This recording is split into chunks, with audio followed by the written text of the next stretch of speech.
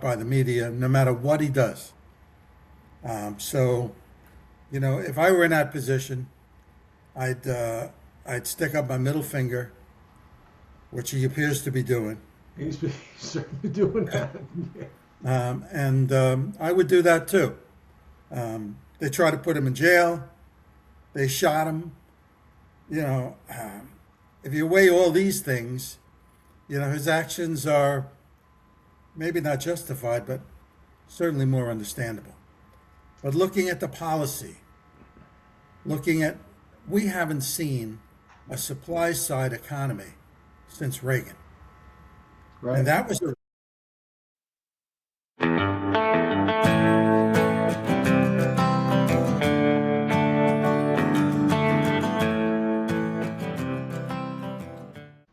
Hey everybody, welcome back to Markets and Madness. Tim and I, today, this is the place where we discuss the madness that occurs when lot economics, of Fred. politics, and personality all move in different directions.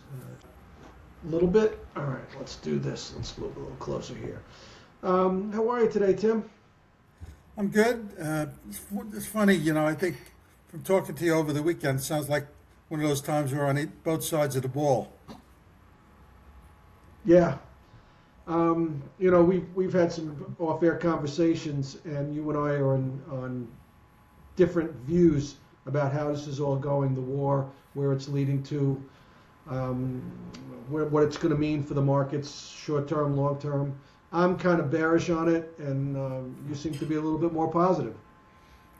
Well, it's all about time frames, and we could be both right, we could be both wrong.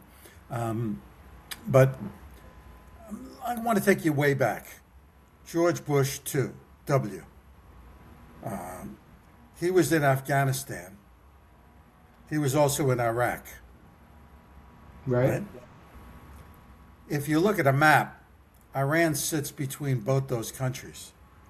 Had the country had a willingness to stay with both those wars, Iran would be right in the middle and we'd have bases on either end. Certainly giving up the base in Afghanistan Afghanistan was a horrific. tremendous military blunder. Yeah, horrific. This would have been really a simpler picture if we had that Bagram Air Base. But that said, I'm not a military guy, nor are you. But that's the kind of thing where, when you get into a situation like this, you got to know whether or not it's time to cut and run or to live with it.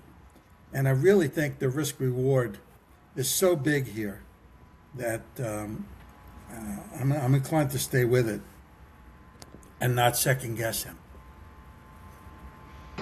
Well, I have a hard time with it. I'm having a hard time with Trump overall. Yeah. I voted for him 3 times, and I've been very supportive of everything he's done. I don't like the way he says it. We've talked about it. He's not eloquent. He's not clean the way he speaks, but he's starting to get a lot of pushback. And what I find disturbing, and there's a number of things in the last month or two that I find disturbing. Number one, he's jettisoning all the people that really got him into power. And he did that in the first term too, where he got rid of his whole cabinet. Now he's doing it again. Kristi Noem's out, and there's reasons for that. He pushed Tucker Carlson away. Anybody that seems to question Israel, and there's others as well, that he's just separating himself with them. And now Pam Bondi is out, and now I saw something this weekend, and I'm not a big fan of Alex Jones, but Alex Jones is saying the old man's rambling, the old man's lost it, and this is the right, this is MAGA, this is the whole enchilada, and they're saying we got to do this without Trump. He's lost, he's gone. And I don't know if you saw that post he put out last night. It was not presidential at all. CNN ran it and said, we're gonna read his statement, and if you have children here, please remove them because it's very offensive language. He says, open the fucking streets, you crazy bastards. That was his presidential quote. I don't know. I think he's losing it, and I'm fearful of where it's going to go. You make some good points, and I can't dispute that. If you look at the totality of his actions, though, I come away saying, yeah, first of all, are we better off today than we were 4 years ago? That's the Reagan question. Yeah. And I think we'd have to say, yeah. We're energy independent now. We weren't. The border's closed. It wasn't. These are very big issues. And to me, they tip the scale quite a bit. Is he rambling on like your crazy uncle? Yeah. Yeah, he is. But he is in the middle of a war. And in fairness, there's nothing the guy can do that they say is right. I mean, he's being shot by the media no matter what he does. So, if I were in that position, I'd stick up my middle finger, which he appears to be doing. He's certainly doing that. Yeah. And I would do that too. They tried to put him in jail. They shot him. If you weigh all these things, his actions are maybe not justified, but certainly more understandable.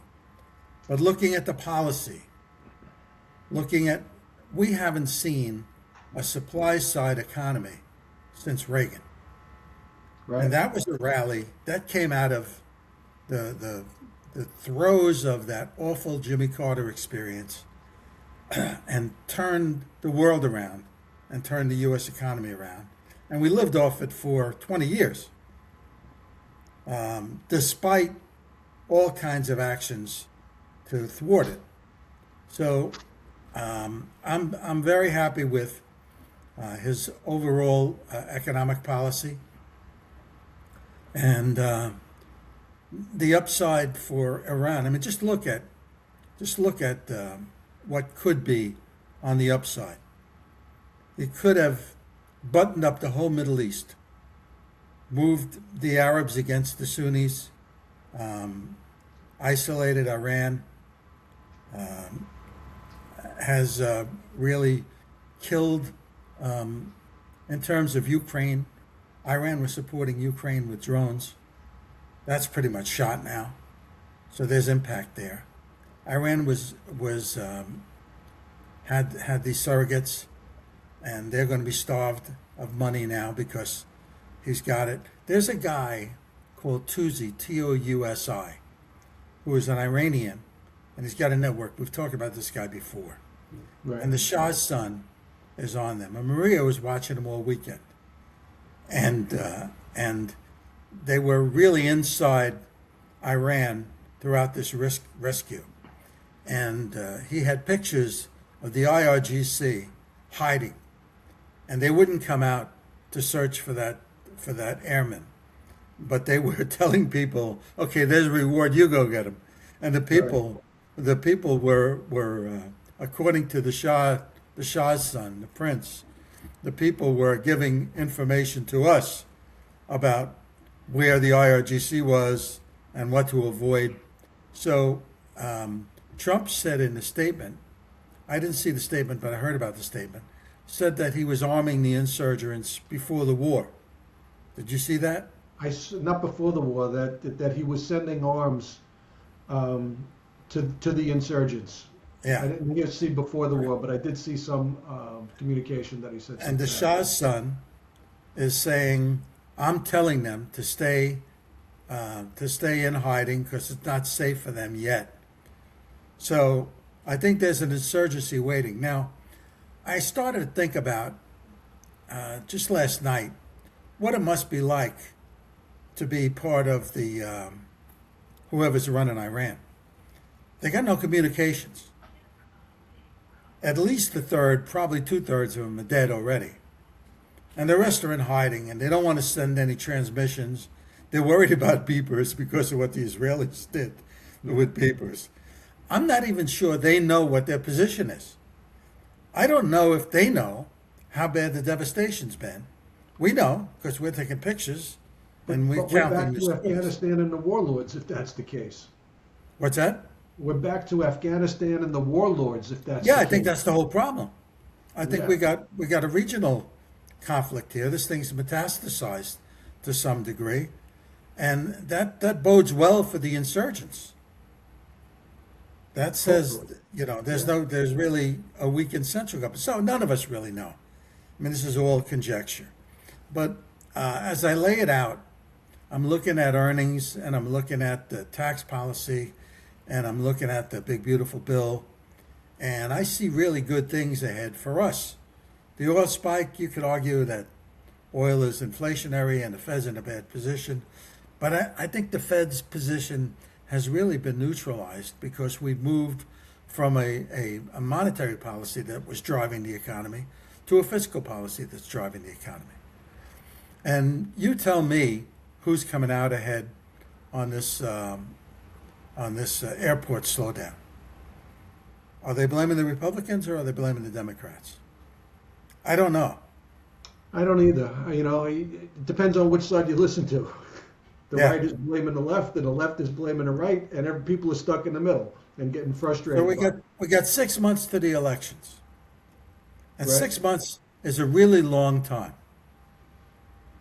And if he hits Iran, if they don't come, first of all, with regards to a peace settlement with Iran, Iran I think will cave and they'll say, oh yeah, okay, we'll do what you want, and then they'll stall and they'll renege and they'll go back and they'll cheat, and then we're going to be here again in 3 or 4 weeks. And the market's going to be crazy, and maybe that's your flush down. Everybody's going to hate the way that looks, and then he's going to say, "Look, you thought I was bullshitting last time. Watch," and they'll hit another 5,000 targets, and then Iran will be back in the Stone Age, and we won't be talking about any resistance anymore. So that's the short-term argument for the downside, which is consistent with your view. Well, what bothers me also is just looking. We're talking markets now. Looking at the S&P chart, we've had a rounded top. To me, I think we're going to go down. We've come down 7-8% from the highs. S&P from 690, roughly 700 to the 640s, right? So 9% about. Yeah. I think we've got another 5 or 6% on the downside. Just looking at the charts, just seeing where that's at. And everybody's walking around. Everybody seems to be happy and glowing. And like they're buying for the long term. But I think if you take much more of a drawdown, people aren't going to be happy about that. You got to have a capitulation. You got to have a flush, and then once that happens, maybe not as bad as April of last year, where we had the tariff announcement, but I think we need to see a one more good flush down. I wouldn't dispute that, and maybe that's going to happen, and Iran will be the catalyst. But again, I'm going to raise the issue of the leverage market and the non-leveraged market. And I think the leverage market has been squeezed out of here. I think the margin calls have been around and people have tidied up their positions. And I think the stocks are in stronger hands than they were. Are they strong enough to stand another 4% drawdown? I don't know. Who can tell? If we see it, we'll know. And the market certainly wants to buy. It looks for any reason for good news to have a good sized rally. There's no doubt about it. It's tough being short in a market like this. Well, would you say the risk is on the long side or the short side? The next 5% or the next 20%? I think the next 5% is down to me. The next 20% might be up. So that says to me, nibble at positions and put a third on and another third and another third. Which What is do you where I think of bet. metals? What do you think of gold and silver and the miners, platinum? I think gold may go sideways for a while. We see up moves and down moves, and then we'll look in another couple of months and take another look at those charts. So it's kind of early. I wouldn't rush into a long position in gold now. I've been putting a third positions on. I like the market more than you do, and if we get a flush down to 3 or 4%, I think I can withstand that. I think We're my at the puts will bail me we're, out. we're at the point now where gold is trading with stocks.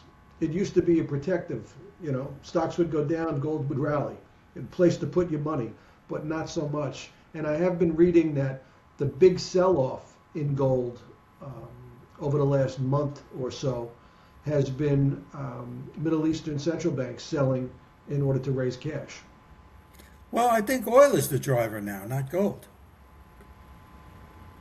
Yeah, and that's all based on war news. yeah. So if we have a quick end to this war, oil down, stocks up, gold up. I think my scenario. We come to a deal in the next 24 hours, and then they cheat, and then he's got to wave the stick again, and that might lead to really a devastating attack, which he clearly doesn't want to do, but he'll do Yeah. it. I mean, just based on his statement last night, you crazy bastards. You know, what did he say? I'll make it a living hell. It Well, was that's a, all part of his mystique. I mean, a lot of what he does is so that you can't second guess him. You can't tell what he's going to do, and I that's always go fine. back.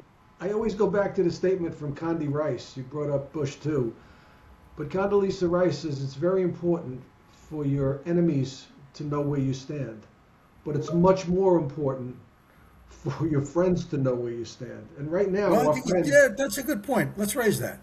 Let's because you examine that. think that NATO is no longer our friends, right? I think he's got new friends. I Right. think his new friends are the Saudis, the Qataris. I think he's moved. He's looked at. We've been talking about a new world order for a long time, since Bush, and I think it's upon us. I think NATO has unraveled here, and their actions during this war has really led us our position, and now it's Trump's position, and we don't know how long Trump's in power. A lot depends on this election, but assuming that he can put things right and keep the House and Senate, and that's a big assumption, then NATO is gone, and we've got a new NATO, and that's this Council of Peace. We got a new UN and a new NATO. I think he's unraveled the UN. He said, "Look, you're just not doing your job. You were important in the 50s and the 60s and arguably in the 70s, but you gave it up during the 80s and the 90s and now." And I think that's probably the case. He tried to put together a coalition of the willing, and NATO wasn't there. The one that surprised me was Poland. I thought Poland would be on the side. Speaking of which, the NATO chief is in Washington this week. So we'll Yeah. see where that ends up. We'll see Yeah. if they do a mea culpa. There's a And lot of allies that surprised me. Meloni in Italy was very supportive of Trump. She did everything they could, right? And now she turned her back and says, "All right, you want to close your air bases?" So if we close NATO, and as you started by saying, we have no friends. If we have no friends, we're really No, in I said we have new isolation. friends. Okay, I thought you said we have no friends. I'm No, we have sorry. new friends, and they're all in the Middle East. I read And something. you know this morning. what? Well, If yeah. you really look at the world geostrategically, the Middle East is more important than Western Europe. And that's what I mean by a new world order. You had a German threat and a Russian threat, and you look to Central Europe. But all Europe has now is a consumer base. They're not producing the way they were. Germany's not producing the way it was. They went green. So Europe has become geostrategically less important than the Middle East. And if he buttons up the Middle East, you're in your new world order. This is Driven by Israel and the Arabs coming together. Is that what you're saying? the Abraham Accords, yeah. I read something this morning about the country that is brokering peace between the U.S. and Iran is Pakistan. Pakistan is the place where we found Bin Laden. Pakistan is a country that we didn't trust not too long ago. and they're the broker that we're. Okay, so all I was saying is that we're looking at Pakistan, who was never a friend, to be the broker of this peace accord. Yeah, that's not promising, is it? So, all right. Yeah, but don't forget, all of these guys are lining up to avoid tariffs, and that's another arrow in his arsenal. He can do a trade deal with any one of these people, and they're all hungry to do it. Especially since he raised the specter of tariffs and, oh my God, embargoes.